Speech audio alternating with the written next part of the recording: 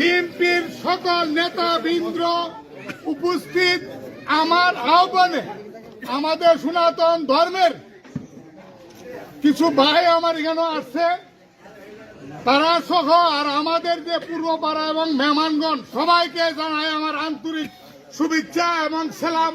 আসসালামু আলাইকুম। আমার জাতীয় পার্টিতে আমি ছিলাম, আপনারা জানেন জাতীয় পার্টিতে আমরা ছিলাম হইল পৌরসভা উপজেলাতে। উপজেলার কথা শুনে নাই, লক্ষ লক্ষ টাকা খাইয়া হেরা বড় লোক হয়েছে, আমাদেরকে এক পয়সারও মানে কোনো মূল্যায়ন দেয় নাই। আমি আমার বক্তৃতাতে বলছিলাম ওইয়াতে যে কুত্তার দাম আছে, জাতীয় পার্টির দাম নাই। এই কথাটা বলাতে আমার উপরে মানে অনেকে খেপে গেছে। আমি খেপে গেছো কেন? আমি যেটা সঠিক এটাই মানে বলছি, এইটা বলছি। তো আমি আসার ইয়েতে আমি জাতীয় পার্টি থেকে পদত্যাগ করলাম শুধু এদের কার্যকলাপের কারণে। জয় দেশ থেকে ধ্বংস করে দিয়ে গেছে এই জাতীয় পার্টি। আর আমি আমার ভাতিজা বিল্লাল সাহেব গেছে আমার দোকানে, আমি বললাম বাজান আমি তো জাতীয় পার্টি থেকে পদত্যাগ করতে চাই এবং করব।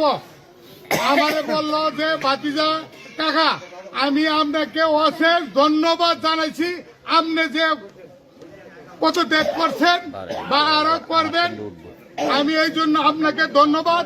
এই জন্য হাতে আমার লোকে মিলাইলে বলছে। এরপরে আমি আমার যারা আছে জাতীয় পার্টিকে নিয়ে আমি এই মুশফিক সাহেবের বাড়িতে যাই 28 তারিখ 10-11 ঘটিকার সময় যোগদান দিছি। আমার কথা হইল আমরা যোগদান দিছি জাতীয় পার্টি থেকে এবং সকায় সব জাতীয় পার্টি নাই।